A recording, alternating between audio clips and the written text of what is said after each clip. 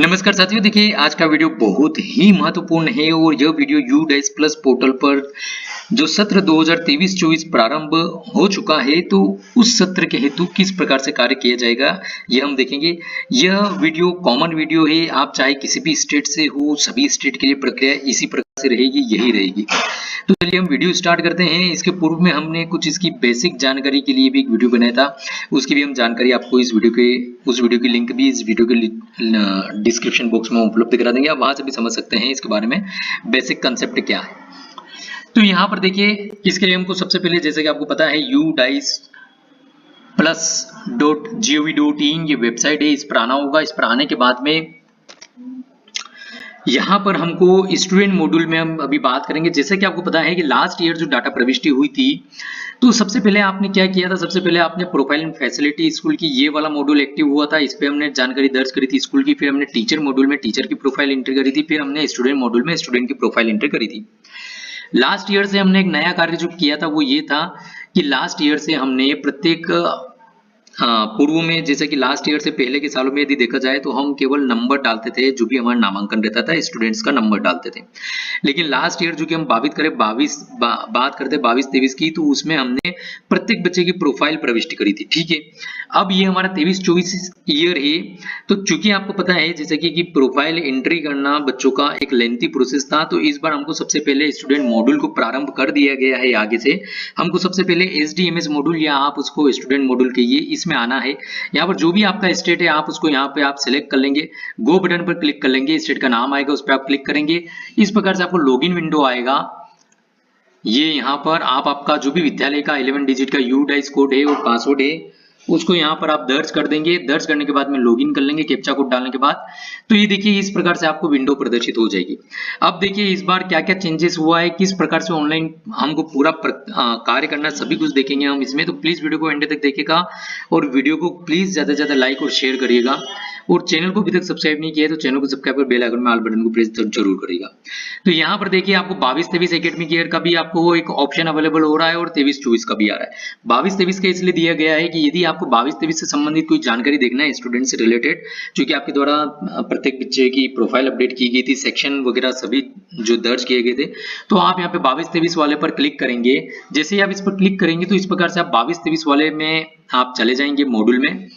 Last year आपके द्वारा किस कक्षा में कौन सा मीडियम था, उसका कौन सा सेक्शन था, कितने कितने सेक्शन थे किस क्लासेस में, और उसमें बॉयज नामांकन कितना था, गर्ल्स नामांकन कितना था, ये सब कुछ आपको यहाँ पर जानकारी प्रदर्शित हो जाएगी। ठीक है, इधर साइड में अगर हम देखें लेफ्ट हैंड साइड में, तो आपको यहाँ पर रिपोर्टिंग मॉड्यूल के लिए बहुत ही अच्छे से यहाँ पर फैसिलिटी अवेलेबल कराई गई है। तो ये सभी कुछ जानकारी आप यहाँ से देख सकते हैं। अब इसके बाद में हम चलते हैं वापिस से मेन विंडो पर। अब हम 23-24 में चलते हैं, क्योंकि हमको 23-24 में कार्य करना है। तो इसमें क्या नया है वो सभी कुछ हम देख लेते हैं। तो यहाँ पर हम जैसे 23-24 में आते हैं, इस प्रकार से हमको लेफ्ट हैंड साइड में तो वही रिपोर्टिंग मॉड्यूल रहेगा, स्कूल का प्रोफाइल है। यहाँ से ये देखिए डैशबोर्ड पे तो आप हैं अभी बाय डिफॉल्ट। ठीक है, तो डैशबोर्ड वाला ऑप्शन ये क्लियर हो गया। यहाँ पर स्कूल प्रोफाइल में आपको स्कूल की जो प्रोफाइल है उसकी जानकारी प्रदर्शित हो जाएगी। प्रोफाइल में किसी प्रकार का चेंजेस हो तो आप कहाँ से कर पाएंगे, आप स्कूल प्रोफाइल एंड मैनेजमेंट से कर पाएंगे। ठीक है, इसका वीडियो किस प्रकार से करेंगे वो भी हम इस वीडियो के डिस्क्रिप्शन बॉक्स में आपको लिंक उपलब्ध करा देंगे। लिस्ट ऑफ ऑल स्टूडेंट, यहाँ से आप देख सकते हैं सभी बच्चों की सूची को जो भी आपके द्वारा दर्ज किए जाएंगे। सेक्शन मैनेजमेंट, यदि आपके यहाँ पर लास्ट ईयर जैसे कि आपने हर एक कक्षा में सेक्शन को ऐड किए थे, यदि वही सेक्शन है तो आप उसको यहाँ पर आपको प्रदर्शित हो जाएंगे डैशबोर्ड में। यदि सेक्शन में किसी प्रकार का चेंजेस है, कोई सेक्शन को कम करना है, हटाना या जोड़ना है, तो आप सेक्शन मैनेजमेंट में जाकर के सेक्शन को ऐड कर सकते हैं। जैसे कि यहाँ पर आप आएंगे, आने के बाद में आप क्लास, यहाँ पर सभी कुछ आ रही है। आपको किसी पर्टिकुलर किसी क्लास का करना है, आपने जैसे कि A1 सिलेक्ट किया तो बाय डिफॉल्ट आपके क्लास 1 में एक सेक्शन है, तो A सेक्शन उसका नाम है। अब नेक्स्ट उसमें और सेक्शन कौन सा आएगा तो उसके आगे वाला आएगा B, यहाँ पर बाय डिफॉल्ट आ गया। एलियास में आप कुछ नाम देना चाहे सेक्शन का आप दे सकते हैं। ऐड सेक्शन करेंगे तो सेक्शन ऐड हो जाएगा। इस प्रकार से आप ये कर सकते हैं। ठीक है, आप पर्टिकुलर किसी क्लास पे क्लिक करेंगे, यदि आपको उसमें 2 सेक्शन है, आपको एक ही करना है, तो यहाँ पे 2 सेक्शन दिखने लग जाएंगे।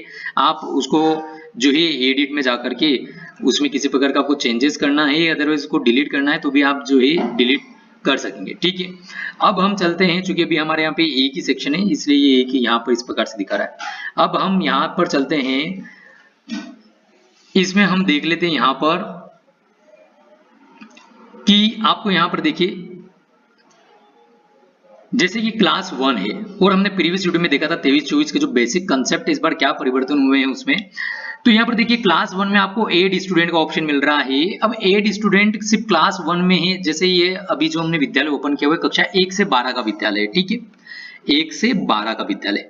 तो प्री प्राइमरी क्लासेस से लेकर के कक्षा पहली तक न्यू स्टूडेंट के एडमिशन होते हैं, जो कि हो सकता है कि पहली बार किसी विद्यालय में प्रवेश ले रहे हो, तो इसलिए आपको यहाँ पर 8 स्टूडेंट का ऑप्शन अवेलेबल रहेगा। लेकिन कक्षा दूसरी से लेकर के जो भी क्लासेस आगे तक आपके मान्यता होगी आपको यहाँ पर दिखेगी, तो यहाँ पर आपको उसमें 8 का ऑप्शन नहीं आएगा 8 स्टूडेंट का। क्यों? क्योंकि स्टूडेंट डायरेक्टली एडमिशन, मतलब पहली बार एडमिशन कक्षा 2, 3, 4 में नहीं लेता, वो सबसे पहले एडमिशन लेगा या तो प्री प्राइमरी क्लासेस में या कक्षा पहली में। तो इसीलिए इन क्लासेस में आपको 8 स्टूडेंट का ऑप्शन मिलेगा, बाकी क्लासेस में नहीं मिलेगा। बाकी क्लासेस के लिए हमने जैसा प्रीवियस वीडियो में देखा था आपको प्रमोशन का ऑप्शन यूज करना होगा। ठीक है, तो वो हमको किस प्रकार से करना है वो भी हम देखते हैं। वीडियो थोड़ा बड़ा हो सकता है साथियों, लेकिन हमारा उद्देश्य यही है कि आपको सभी कंसेप्ट क्लियर हो, एक एक प्रक्रिया आपको पता होनी चाहिए, कौन सा ऑप्शन दिया है तो किस कार्य से दिया है और क्या कार्य उसके माध्यम से आप कर सकेंगे, किस प्रकार से करेंगे। ठीक है, तो आपको 8 स्टूडेंट का ऑप्शन यहाँ पे समझ में आ गया होगा कि इस विद्यालय में कक्षा पहली जो है इसमें बच्चा प्रवेश ले सकता है। यदि कोई 6 से 12 का विद्यालय है तो वहां पर 8 स्टूडेंट का ऑप्शन नहीं आएगा। क्यों? क्योंकि कक्षा 6 में विद्यालय प्रथम बार एडमिशन नहीं लेता है, वो 1 से 5 पढ़ के आता है, तो आपको वहां पे प्रमोशन और इंपोर्ट का ऑप्शन यूज करना होगा संबंधित विद्यालय को। अब दूसरा, यदि आप व्यू मैनेज बटन पर क्लिक करेंगे, जैसे अभी आप व्यू मैनेज बटन पर क्लिक करेंगे तो आपको इस प्रकार से यहाँ पर आ जाएगा सॉरी नो रिकॉर्ड फाउंड। ठीक है, यदि आप इसी के साथ में कक्षा 2 में भी अगर व्यू मैनेज बटन पर क्लिक करेंगे भी फिलहाल, तो आपको इसी प्रकार से मैसेज आएगा सॉरी नो रिकॉर्ड फाउंड। क्यों? क्योंकि अभी आपके द्वारा जो बेसिक कार्य किया जाना है, जो सबसे फर्स्ट वाला प्रमोशन वाला, वो नहीं किया गया है, तो आपके यहाँ पर अभी कोई बच्चा नहीं है, इसलिए नो रिकॉर्ड फाउंड आ रहा है। ठीक है, यदि आप सीधा सबसे पहले जाएंगे 8 स्टूडेंट की, मैं सबसे पहले कक्षा पहली में बच्चों को ऐड कर लेता हूं जो नए बच्चे हमारे यहाँ पे प्रवेशित हुए हैं, तो यदि आपने इसके ऊपर क्लिक किया तो इस प्रकार से आपको मैसेज प्रदर्शित हो जाएगा कि progression not finalised for the previous academic year. ठीक है, तो मतलब इसका ये यहाँ पर ये है कि अभी तक आपके द्वारा प्रोग्रेशन जो करना है, प्रमोशन जो करना है, जिसको हम कह सकते हैं प्रमोट करना, कक्षा पहली से दूसरी में, दूसरी से तीसरी में, तीसरी से चौथी में, या नर्सरी से KG1 में, KG1 से KG2 में, KG2 से पहली में, इस प्रकार से जो प्रमोशन का कार्य है वो आपके द्वारा नहीं किया गया है, इसलिए आप नए स्टूडेंट को ऐड नहीं कर पाएंगे। ठीक है, वो आपको करके उसको फाइनलाइज करना होगा, तब आप जो है बच्चों को ऐड कर पाएंगे। ठीक है, तो यहाँ पर ये ओके कर दीजिए आप। अब प्रमोशन किस प्रकार से होगा वो हम देख लेते हैं। तो ये देखिए आपको यहाँ पर एक ऑप्शन अवेलेबल हो रहा है, वो है ये प्रोग्रेशन एक्टिविटी, ये न्यू करके जो यहाँ पर हाईलाइट भी किया जा रहा है, इस पे आपको क्लिक करना है। इस पर जैसे आप क्लिक करेंगे इस प्रकार से मॉड्यूल आपको ओपन हो जाएंगे, जहां पर देखिए प्रोग्रेशन मॉड्यूल आ रहा है, इंपोर्ट मॉड्यूल आ रहा है, ड्रॉप बॉक्स स्टूडेंट लिस्ट आ रही है। 3 प्रकार के मॉड्यूल अभी आपको यहाँ पर दिख रहे हैं। सबसे पहले हमको काम करना है प्रोग्रेशन मॉड्यूल में, इसमें यहाँ पर गो है, व्यू समरी और फाइनलाइज प्रोग्रेशन है। ठीक है, तो फाइनलाइज हमको करना होगा नए बच्चे जो कक्षा पहली या KG1 या KG2 या नर्सरी में आए होंगे उनको ऐड करने के लिए। ठीक है, तो और वैसे भी करना ही होगा आपको, क्योंकि आपका विद्यालय का काम आपको कंप्लीट करना है, तो फाइनलाइज तो करना होगा, भले आप 6 से 12 का विद्यालय हो।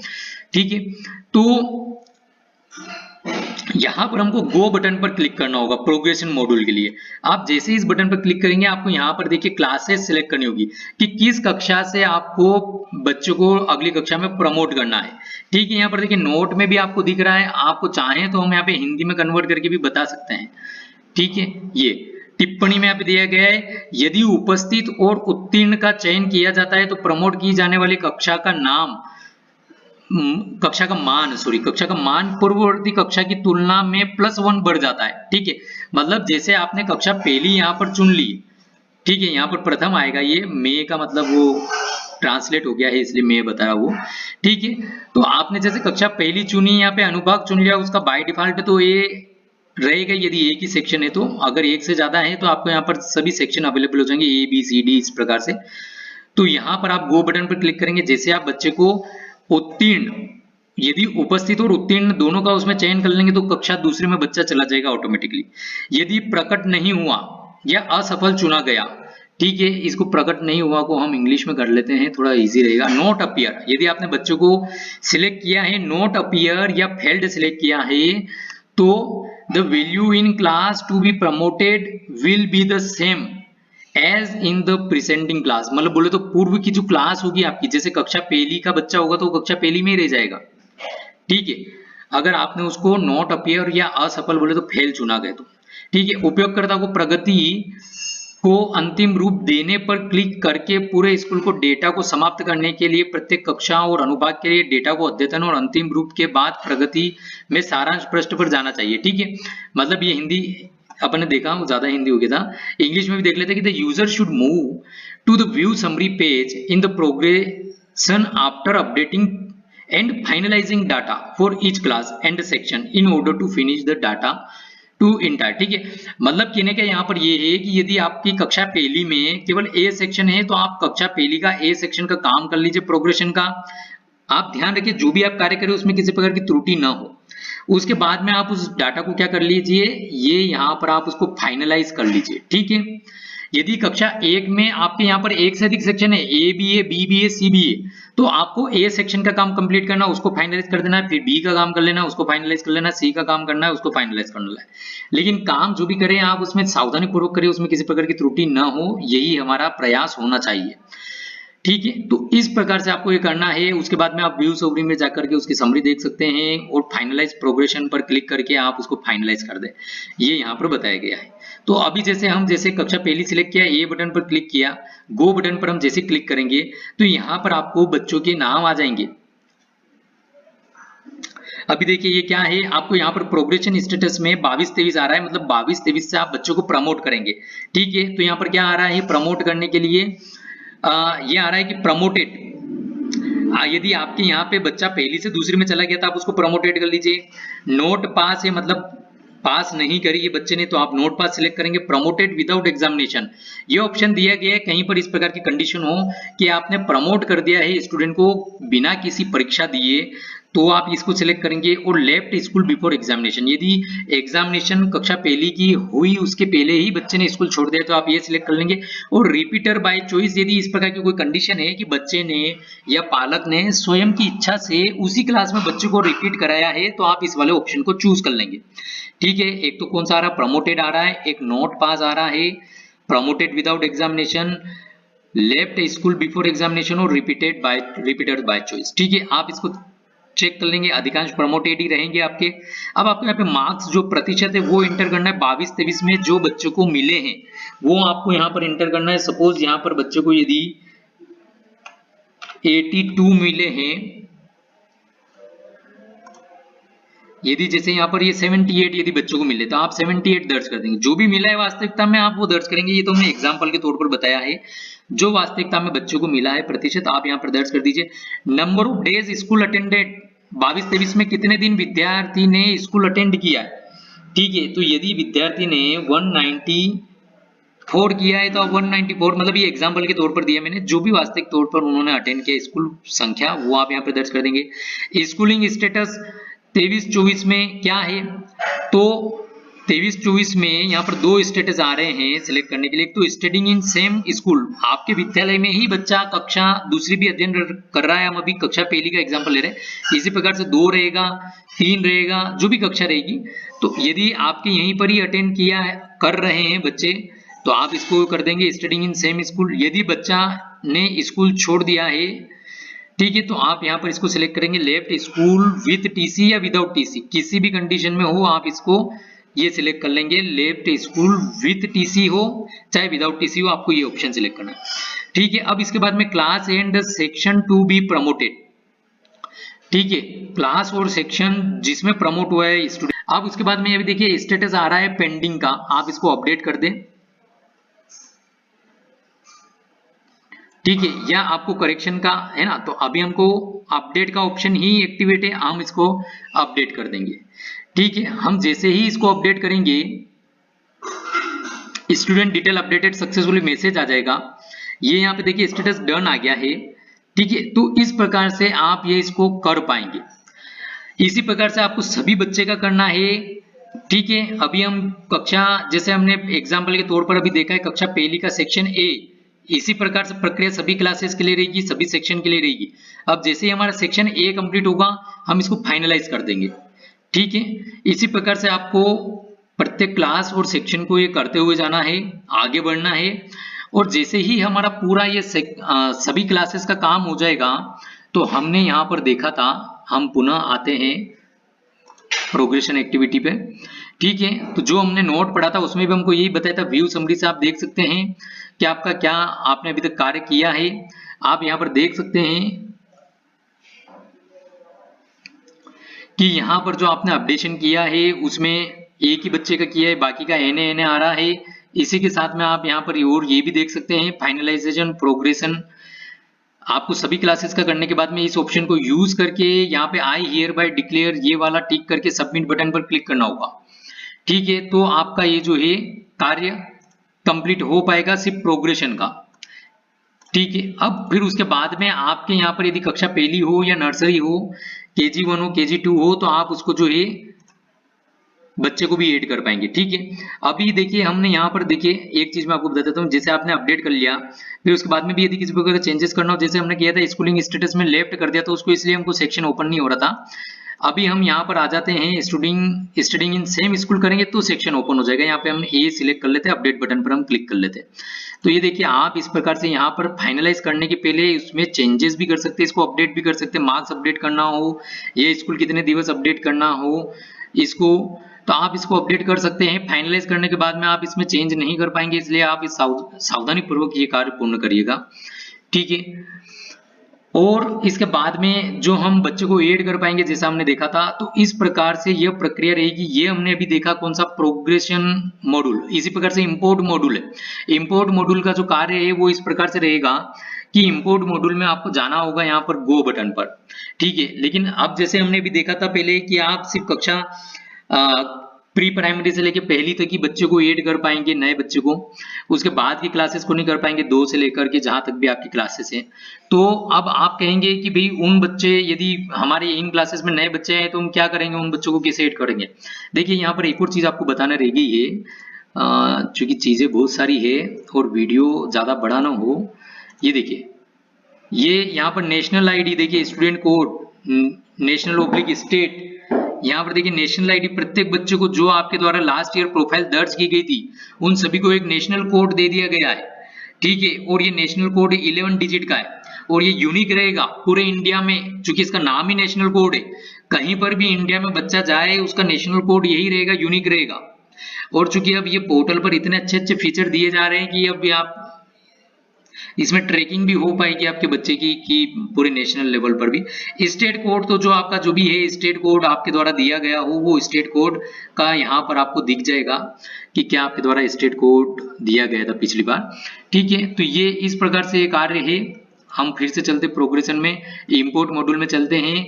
अब देखिए यहाँ पर कक्षा दूसरी, तीसरी, चौथी, पांचवी या 12वीं तक आपका विद्यालय यदि चलता है, अगर उनमें से किसी कक्षा में बच्चा नया आया है, किसी अन्य विद्यालय से टीसी लेकर के आए हैं या किसी अन्य विद्यालय से आपके विद्यालय में आए हैं बच्चे पढ़ने के लिए, ठीक है, 23-24 में न्यू जो है आपके यहाँ पर बच्चा आया है 2 से लेकर 12 तक, उनके लिए इंपोर्ट मॉड्यूल है।